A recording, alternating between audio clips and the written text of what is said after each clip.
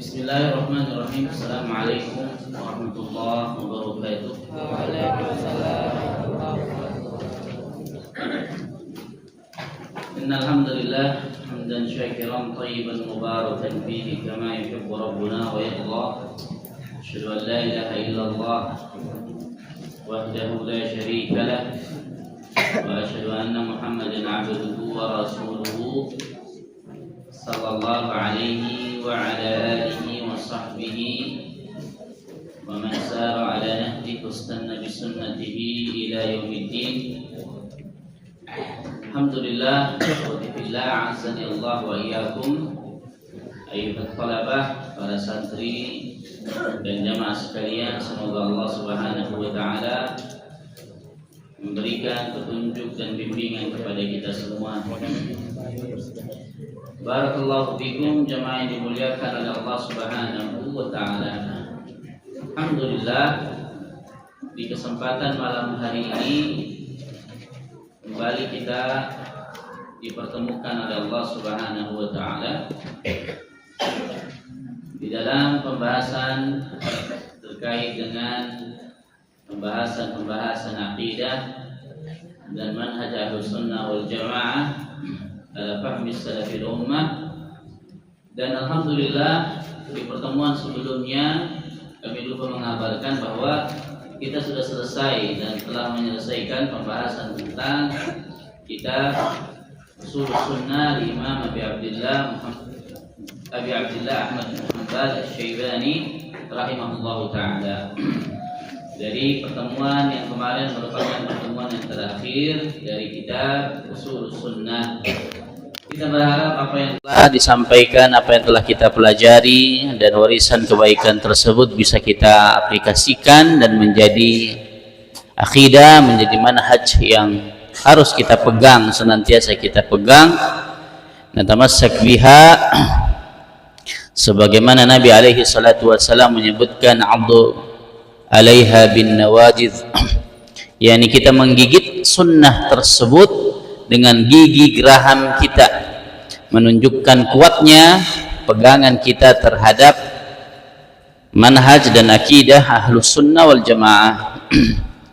Walhamdulillah, melihat betapa pentingnya senantiasa meluruskan akidah kita jemaah sekalian, sebagaimana kami singgung pada khutbah Jumat bahwa akidah yang benar, akidah yang lurus itu butuh untuk senantiasa dibenahi, butuh untuk senantiasa kita pelajari.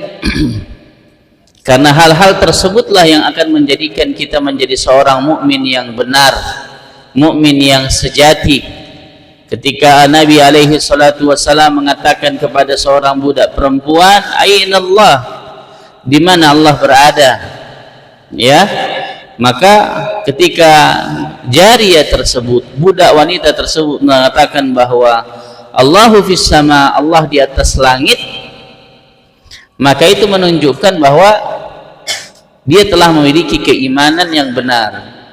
Atikha fa innaha mu'minah, bebaskan dia, merdekakan dia karena dia seorang mukminah. Jadi standar yang Nabi alaihi salatu wassalam tetapkan sebagai standar keimanan pada wanita tersebut adalah bahwa dia memiliki akidah yang lurus, dan keberadaan Allah Subhanahu wa taala itu adalah bagian dari akidah. Ini termasuk sifat daripada sifat-sifat Allah Subhanahu wa taala. Karena kalau tidak dipelajari, kita mengatakan beriman kepada Allah. Kemudian di mana Allah berada? Ya, Allah di mana-mana.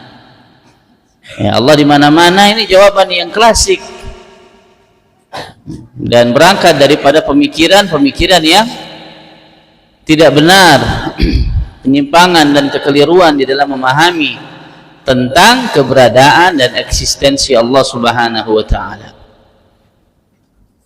Walaupun kita dapati di dalam Al-Qur'an Allah Subhanahu wa taala berfirman, "Wa nahnu aqrabu ilaihi min hablil warid."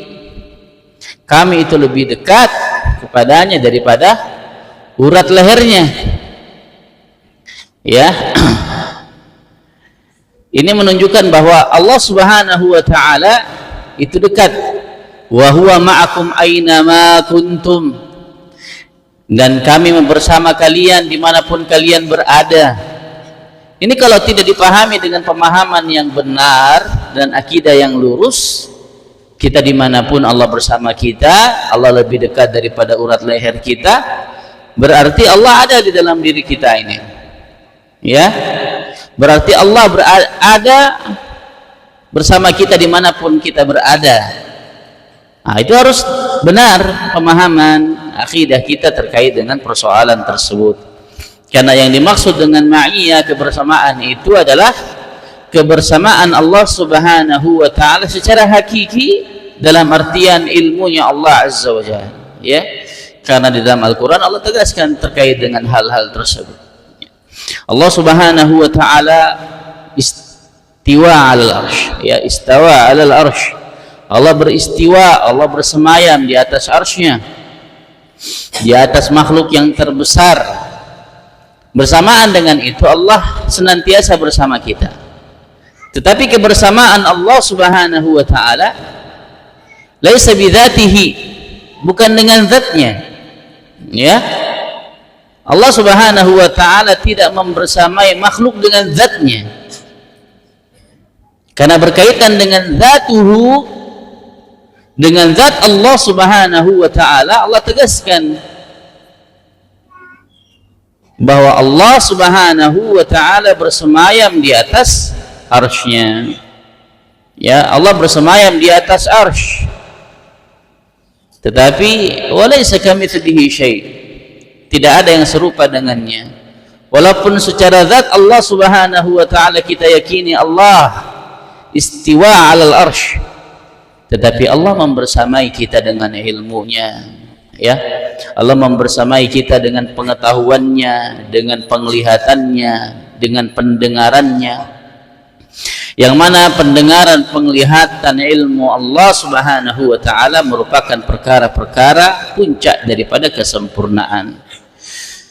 Barakallahu fikum jamaah yang dimuliakan oleh Allah Azza wa Jalla. Dan di pertemuan kali ini adalah pertemuan perdana untuk materi yang baru, ya, untuk materi yang baru yang insyaallah kita angkat dari sebuah kitab yang juga sangat direkomendasikan oleh para ulama, ya, berkaitan dengan pembelajaran dasar tentang perkara-perkara penting berkaitan dengan akidah. Dari sekian banyak pembahasan-pembahasan dan kitab-kitab, risalah-risalah yang disusun oleh para ulama, kami mengambil di antaranya adalah kitab yang ditulis oleh Al-Imam Abu Bakar Abdullah bin Abi Dawud As-Sijistani, yang dikenal dengan sebutan Imam Ibnu Abi Dawud, ya, Imam Ibnu Abi Dawud, anak dari Imam Abu Dawud, ya, Shahibus Sunan, di antara imam-imam yang meriwayatkan, ya, dari kitab-kitab sunnah atau kitab-kitab sunan, yakni di antaranya adalah Imam Abu Dawud bersama dengan Imam Tirmidzi, Imam An-Nasai, ya. Imam Abu Dawud punya anak namanya Abdullah dengan gelar, dengan kunyah Abu Bakar. Di antara kitab akidah yang beliau tulis itu adalah kitab Al-Manzumah Al-Haiyah, dan ini merupakan kitab yang akan kita pelajari insyaallah, yaitu Manzumah Al-Haiyah, ya, Al-Manzumah Al-Haiyah.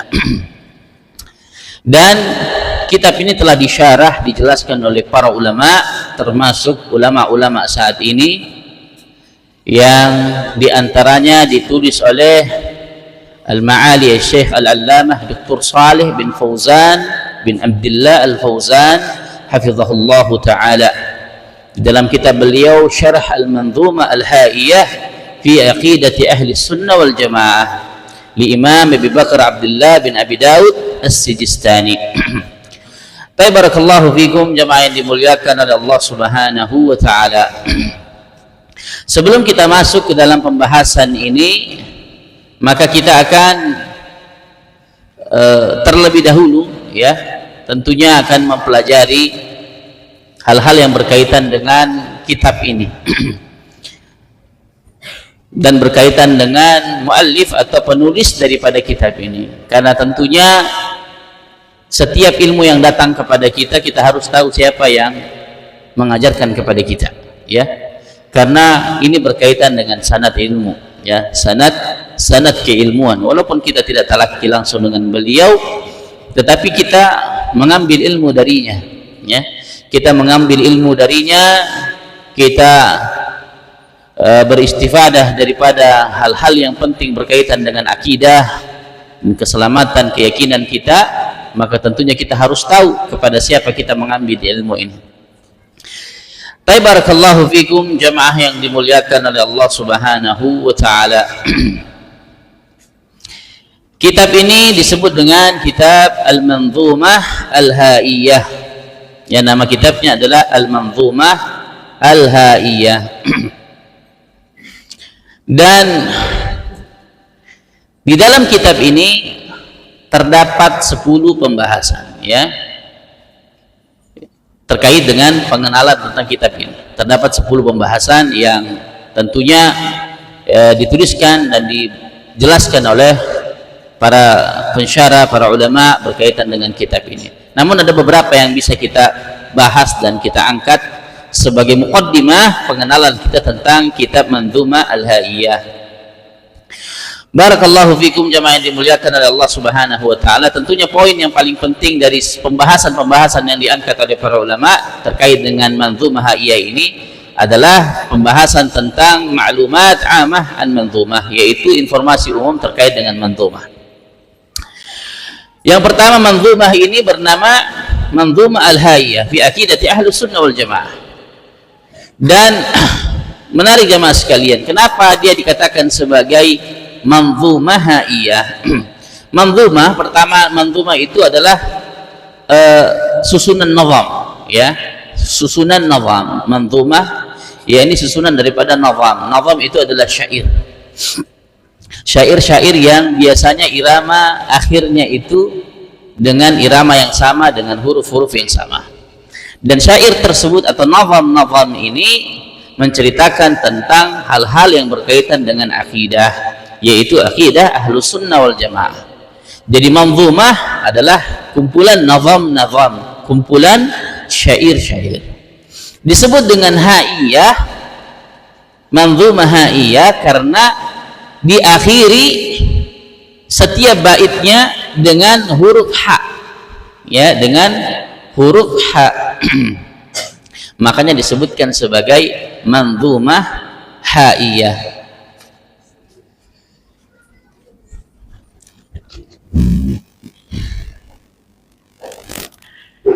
Barakallahu fikum jamaah yang dimuliakan oleh Allah Subhanahu wa taala. Kemudian setelah kita mengetahui tentang apa yang dimaksud dengan manzumah, yakni kenapa disebut dengan Manzumah Haiyah, karena dia merupakan susunan daripada syair-syair yang berakhiran dengan huruf ha. Kemudian berikutnya, ya, ini terkait dengan penulisnya. Ya, kita akan mengenal siapa penulis daripada manzumah ini. Sebagaimana yang telah kami sebutkan di awal, beliau adalah putra dari Imam Abi Daud, ya, Imam Abi Daud. Siapa Imam Abi Daud? Beliau adalah sahibus sunan, penulis daripada kitab Sunan Abi Daud. Nama asli beliau adalah Abu Bakar Abdullah bin Abi Daud Sulaiman Al-Ash'af As-Sijistani. Jadi nama asli daripada penulis manzumah ini adalah Abu Bakar Abdullah. Abu Bakar itu kunyahnya, Abdullah itu adalah nama aslinya. Sebagaimana sahabat Abu Bakar radhiyallahu taala an. Siapa nama aslinya Abu Bakar itu? Abu Bakar, sahabat Nabi sallallahu alaihi wasallam. Siapa nama aslinya? Ada yang tahu? Siapa nama aslinya Abu Bakar radhiyallahu taala an?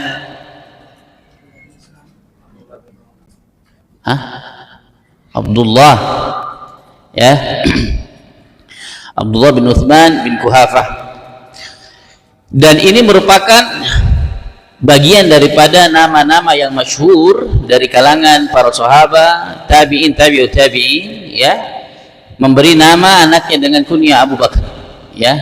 Dan Abu Bakar itu biasanya kunyah Abu Bakar. Abu Bakar maknanya adalah orang yang bakar, ya, ini pertama kali masuk Islam, ya, masuk Islam maksudnya pagi-pagi sekali masuk Islam, makanya diberikan kunyah Abu Bakar, ya, Abu Bakar. Walaupun secara bahasa Indonesia Abu Bakar, ya, itu bukan bakar berarti bakaran, ya, bukan Abu Bakaran tapi Abu Bakar, ya, ini orang yang pagi-pagi sekali masuk Islam. Sama seperti Imam Ibnu Abi Daud, beliau nama aslinya adalah Abdullah bin Abi Daud, ya. Abu Daud pun itu juga nama kunyah beliau, bukan nama aslinya. Nama asli beliau adalah Sulaiman. Ayah beliau yaitu Imam Abi Daud, nama aslinya adalah Sulaiman bin Ash'ath As-Sijistani. Jadi nama panjangnya, karena masyhur beliau ini juga karena nama ayahnya, ya, karena ayah beliau Al-Imam Abu Bakar Abdullah bin Abi Daud Sulaiman bin Ash'ath As-Sijistani. Sijistani itu adalah nisbah kepada wilayah di daerah Iran, Afghanistan, ya, sebuah tempat yang bernama Sijistan. Kalau dia orang Sijistan, Sijistani. Kalau orang Handili, ya. Siapa tahu di antara para santri kita akan menjadi ulama besar, ya. Fulan bin Fulan Al-Handili, insyaallah, ya, menjadi pengisi kajian di Masjid Nabawi. Amin ya Rabb. Beliau ini dilahirkan pada tahun 230 Hijriah, ya, 230 Hijriah, dan wafat pada tahun 316 Hijriah. Berarti beliau termasuk generasi tabi'ut tabi'in, ya, generasi tabi'ut tabi'in. Siapa tabi'ut tabi'in? Tabi'ut tabi'in adalah murid-murid dari tabi'in, ya. Kalau secara definisi yang disebutkan para muhadditsin, bahwa sahabah adalah man laqiya Rasulullah sallallahu alaihi wasallam wa amana bihi wa mata ala dzalik. Para sahabat itu definisinya adalah orang yang bertemu dengan Nabi, beriman padanya, ya, dan mati di atasnya, di atas keimanan tersebut. Itu definisi sahabat. Definisi tabi'in adalah orang yang bertemu dengan sahabat, ya, beriman bersama mereka, ya, mengikuti mereka dan mati di atas keimanan tersebut. Itu definisinya tabi'in. Dan tabi'ut tabi'in adalah orang-orang yang bertemu dengan tabi'in. Tabi'ut tabi'in adalah orang-orang yang bertemu dengan tabi'in, beriman bersama mereka, mengikuti mereka dan mati di atas keimanan tersebut. Ini namanya tabi'ut tabi'in. Karena pengetahuan kita terkait dengan 3 generasi ini penting, jemaah sekalian, karena tidak ada figur, tidak ada generasi, tidak ada kelompok masyarakat manusia yang paling baik untuk kita ikuti, untuk kita teladani, untuk kita jadikan sebagai contoh, kecuali para sahabat, tabi'in dan tabi'ut tabi'in. Siapa yang merekomendasi mereka? Rasulullah sallallahu alaihi wasallam, khairun nasi qarni, sebaik-baik manusia adalah kurunku, yakni kurunnya para sahabat. Tsummal ladzina yalunahum, tsummal ladzina yalunahum. Kemudian generasi selanjutnya yaitu generasi tabi'in dan generasi tabi'ut tabi'in. Dan alhamdulillah, ya, Ibnu Abi Daud termasuk bagian daripada tabi'ut tabi'in, sehingga beliau ini termasuk daripada golongan orang-orang terbaik, sehingga karya-karya yang dihasilkan pun adalah karya-karya terbaik, ya, untuk kemudian menjadi warisan yang terbaik untuk kita pelajari. Jadi beliau lahir di kota Sijistan pada tahun 230 Hijriah, ya, dan meninggal pada tahun 316 Hijriah.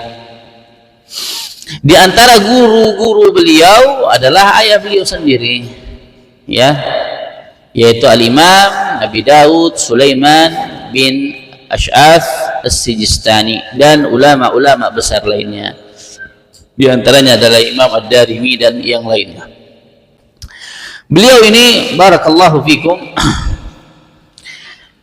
dikenal sebagai ahlul hadis, ya, seorang faqih, seorang yang sangat dalam pemahamannya tentang fikih, ya, dan ahlul aqidah daripada ahlus sunnah wal jamaah. Bahkan Al-Imam Al-Zahabi mengutip, ya, tentang kelebihan dan kedudukan beliau, yakni Al-Imam Ibnu Abi Dawud ini, di dalam Syiar A'lam An-Nubala, sebuah karya yang ditulis oleh Al-Imam Al-Zahabi, Al-Imam Al-Hafidh wa Ibnu Al-Imam Al-Hafidh kana sadiqan thiqatan, ya, bahwa Imam Ibnu Abi Dawud adalah imam hafidh, menghafal hadis besar. Wa Ibnu Al-Imam Al-Hafidh, putra dari Imam Hafidh, kana sadiqan thiqatan, ya, terkenal dengan kejujurannya dan terpercaya, ya, karena memang ulama itu hal yang paling harus dia jaga daripada kredibilitas ilmu yang diajarkan itu adalah sidqun, ya, dan thiqatun. Dia harus sidq, dia harus jujur, dia harus terpercaya. Karena seorang ulama itu ketika dia mengajarkan sebuah ilmu, ketika dia tidak terpercaya, maka orang-orang akan tersesat dengan ilmunya, ya. Dia mengatakan, saya meriwayatkan sebuah hadis dari guru saya, ternyata tidak, maka itu akan mempengaruhi hadis yang dibawakannya, ya. Betapa banyak manusia akan tersesat jika dia membohongi murid-muridnya dengan klaim dan pengakuannya tersebut. Makanya sebagai seorang penuntut ilmu, sebagai seorang talibul ilm, kita harus betul-betul selektif terkait dengan informasi, terkait dengan berita, apalagi terkait dengan ilmu-ilmu agama, ya. Karena itu kita berbicara tentang apa yang kita punya, karena ilmu adalah apa yang dihafal. Ilmu itu adalah apa yang dihafal, bukan apa yang kita tulis. Ilmu kita apa yang kita hafal, apa yang kita pahami. Karena apa yang kita hafal, apa yang kita pahami, itu yang akan kita ceritakan kepada orang. Apabila kita tidak memfilter semua informasi, berita, ilmu yang kita dengarkan, dan kita tidak bisa memvalidasi tentang keabsahan ilmu dan informasi tersebut, maka kita tidak dikatakan sebagai, ya, ini sidq, ya, ini terpercaya dengan atau jujur dengan ilmu yang kita ajarkan. Makanya kita jangan sampai termasuk orang-orang yang gampang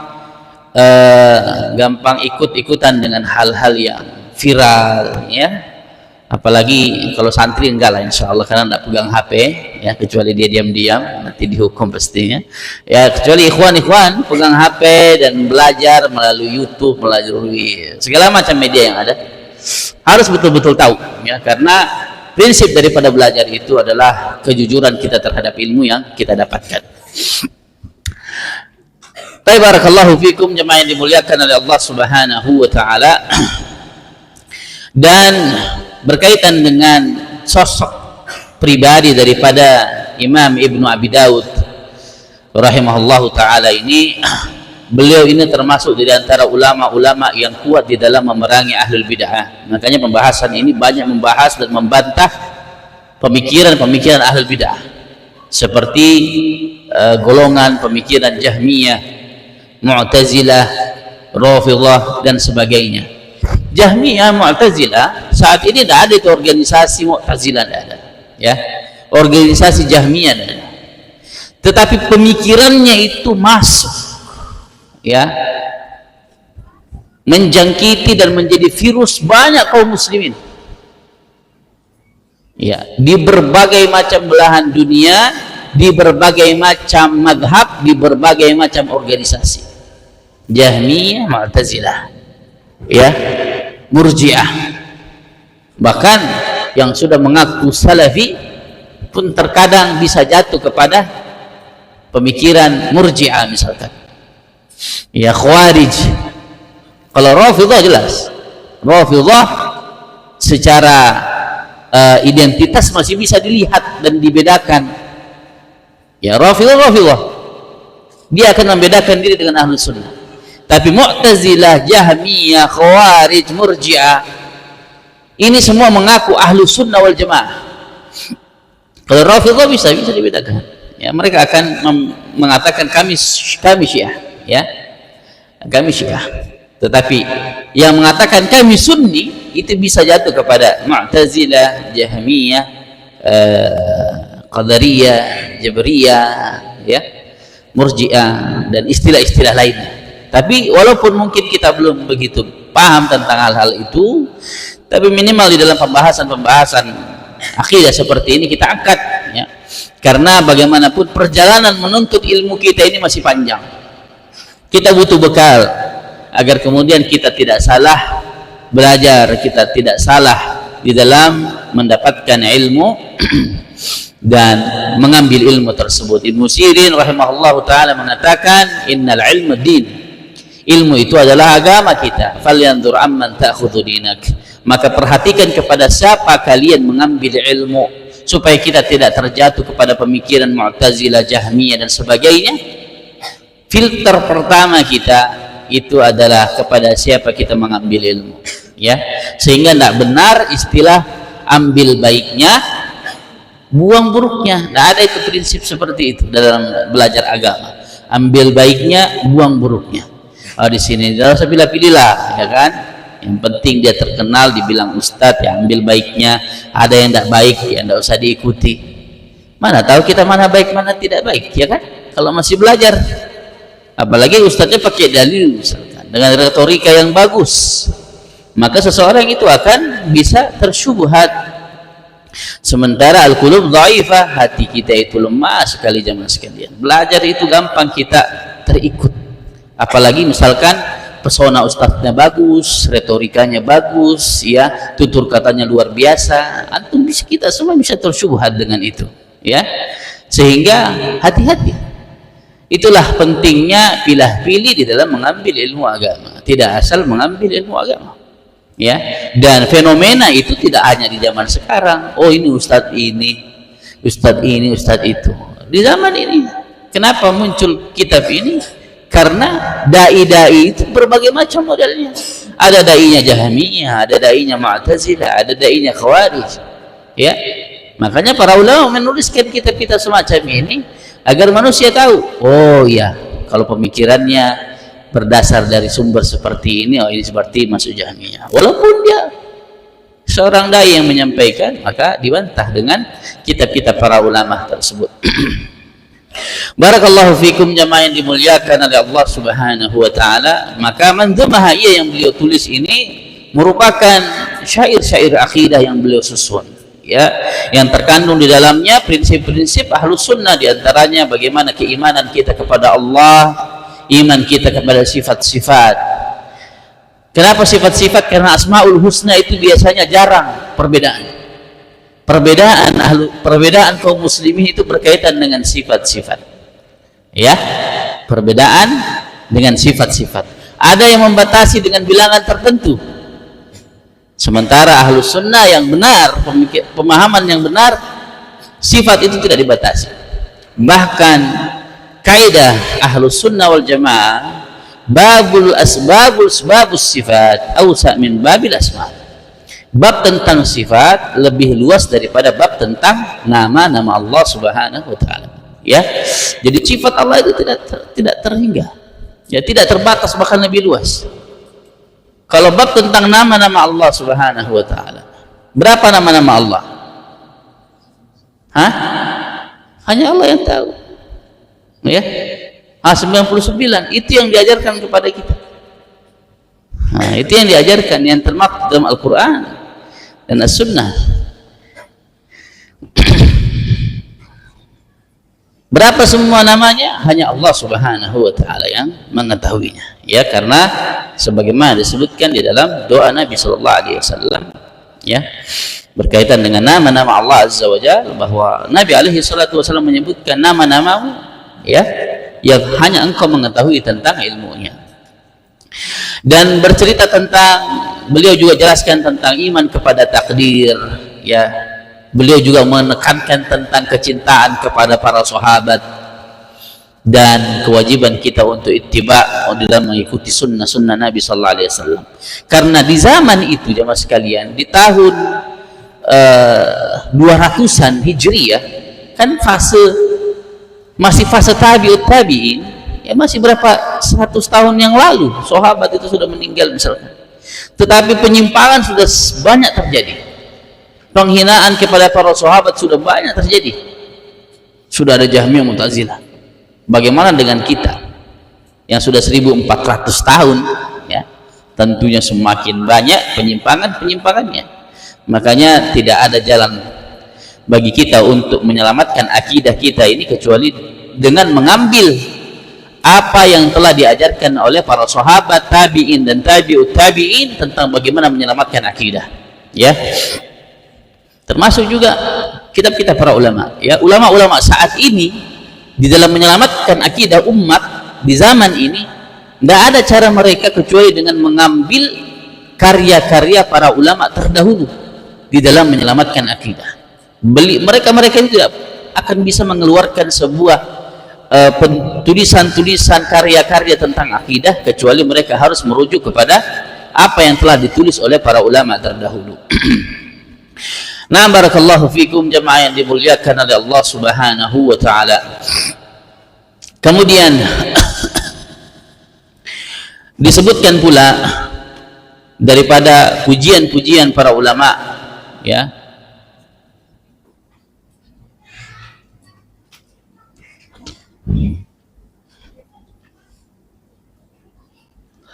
tentang al-Imam, ya, tentang al-Imam Ibnu Abi Daud As-Sijistani rahimahullahu taala, seperti yang disebutkan tadi dari ucapan-ucapan para ulama, Imam Az-Zahabi dan yang lainnya, betapa beliau ini memiliki ilmu yang mendalam, dikatakan bagian daripada ulama besar, ulama salaf yang tentunya mewariskan daripada ilmu-ilmu yang diajarkan oleh ayah beliau, yakni al-Imam Sulaiman bin Ash'ath As-Sijistani atau al-Imam Ibnu Abi Dawud.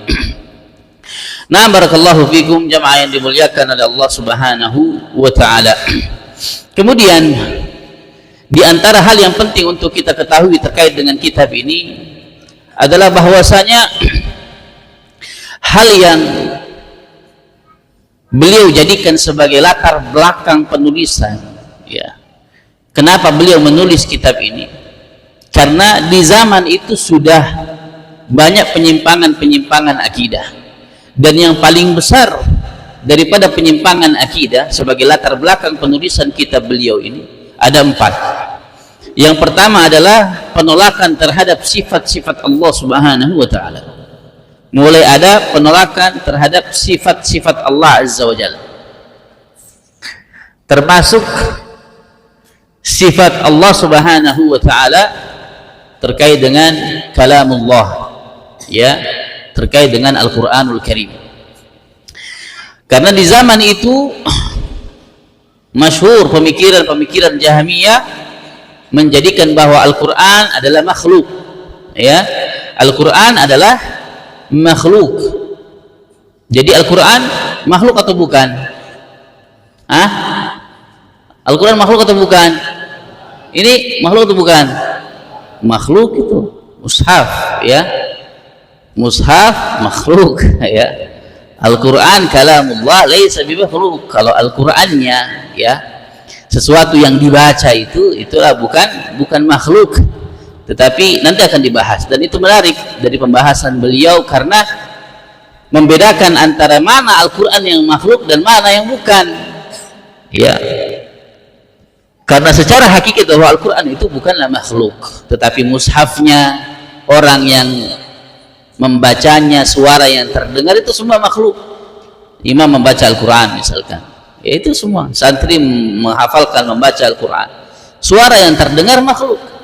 Tetapi apa yang dibaca laisa bimakhluk, ya. Tetapi sesuatu yang dibaca itu adalah kalamullah, ucapan Allah Subhanahu wa taala. Kemudian yang kedua daripada penyimpangan akidah di zaman itu adalah mengutamakan akal di atas dalil, ya, mengutamakan akal di atas dalil. Dan ini adalah pangkal daripada pemikiran-pemikiran liberal, ya, pemikiran yang mengutamakan logika, ya, karena agama itu mendahului logika seseorang, ya, karena terkadang logika kita itu tidak sampai untuk bisa memahami apa-apa yang disebutkan di dalam dalil. Dulu para sahabat ketika disampaikan ilmu tentang apa yang disampaikan oleh Nabi sallallahu alaihi wasallam, ketika belum masuk logika mereka menenangkan diri mereka dan mengatakan wa huwas sadiqul masduq. Hadisnya Abdullah bin Mas'ud radhiyallahu taala, ya, ketika menceritakan tentang tahapan penciptaan manusia, apa yang beliau katakan? Wa huwas sadiqul masduq. Dia yang jujur dan terpercaya. Kenapa? Karena pada saat itu tidak ada alat yang bisa mendeteksi perkembangan tahapan kehidupan seorang janin di dalam perut ibunya. Tidak ada USG di saat itu, sehingga mereka mengatakan, ya, mengucapkan shadiqul masduq. Tapi sekarang kan sudah bisa dilihat dan benar apa yang beliau ceritakan, apa yang beliau sampaikan dahulu. Nah, ini di zaman itu Mu'tazilah sebagai pelopor orang-orang yang mengutamakan akal di atas dalil. Mereka mengatakan, oh, ayat ini logis nggak ini? Logis, nah, kayak gitu. Dia ajak dulu berpikir, kalau tidak masuk logika, oh, berarti tidak sesuai. Seperti itu. Kemudian penyimpangan yang ketiga adalah banyaknya orang yang mulai memusuhi dan mencela para sahabat. Dan pelopor daripada pemikiran ini adalah Syiah Rafidhah. Ya, ini mereka yang membenci, memusuhi, bahkan mengkafirkan mayoritas para sahabat. Dan yang ketiga, keempat adalah pemikiran-pemikiran Qadariyah, yaitu mereka yang menolak takdir. Nah, barakallahu fikum jamaah yang dimuliakan oleh Allah Subhanahu wa taala. Maka ini yang menarik jemaah sekalian, karena beliau ini antar dalam bentuk syair. Orang Arab itu suka bersyair, ya. Orang Arab itu senang sekali bersyair. Di zaman Nabi sallallahu alaihi wasallam, ya, itu ada para sahabat yang gemar bersyair, ya, gemar bersyair. Makanya kemarin heboh surat Asy-Syu'ara, ya, surat penyair. Tapi tidak usah lah kita singgung di sini lah, ya. Surat pemusik bilang, ya. Syair, orang Arab itu syair, bukan musik. Syair. Mereka suka bersyair, ya. Orang Arab akan bersyair. Dan itu juga untuk sebagai wasilah mereka, media mereka di dalam memahamkan kepada orang-orang di zaman itu dengan syair-syair, ya, ilmu disampaikan dengan syair. Di antaranya adalah da'it ta'ana fi ashabi Ahmad innahu muhibbun lahum fadlan wa yarju thawabaha. Jadi apa namanya, pola apa istilahnya akhiran daripada setiap nazam, setiap syair ini biasanya tersusun sehingga sebagaimana puisi dalam bahasa Indonesia, ya. Jauhilah celaan terhadap para sahabat Ahmad, da'it ta'na fi ashabi Ahmad, Ahmad innahu, jauhilah celaan terhadap para sahabat Ahmad, yakni Rasulullah sallallahu alaihi wasallam, muhibbun lahum fadlan wa yarju thawabaha, karena mencintai mereka adalah keutamaan dan berharap pahala dengannya. Barakallahu fikum jamaah yang dimuliakan oleh Allah Subhanahu wa taala. Sehingga kesimpulan daripada pembahasan kitab ini, ya, ada 5, ya. Ada 5. Yang pertama adalah keimanan kepada Allah Subhanahu wa taala dan sifat-sifatnya, iman kepada takdir. Kemudian yang ketiga, kewajiban untuk mengikuti sunnah. Dan yang keempat, sikap terhadap sahabat dan ahli bid'ah. Dan yang terakhir adalah penegasan jalan salaf dalam memahami agama ini. Barakallahu fikum jamaah yang dimuliakan oleh Allah Subhanahu wa taala. Demikianlah muqaddimah, ya, pembahasan kita berkenaan tentang syarah Al-Manzumah Al-Haiyah yang insyaallah akan kita bahas satu persatu daripada syair-syair tersebut yang kita ambil dari syarahnya Syekh Shalih Fauzan hafizahullah taala pada pertemuan yang akan datang biiznillah taala. Demikianlah yang bisa kita pelajari di kesempatan malam hari ini. Semoga Allah Subhanahu wa taala senantiasa memberikan taufik dan bimbingan kepada kita semua untuk bisa mendapatkan ilmu-ilmu yang sahih, ilmu-ilmu yang benar sesuai dengan pemahaman salaful ummah. Barakallahu fikum. Demikianlah wa akhirud da'wana alhamdulillahi rabbil alamin. Kita akhiri dengan doa kafaratul majlis. Subhanakallahumma bihamdika asyhadu an la ilaha illa anta. Wassalamualaikum warahmatullahi wabarakatuh.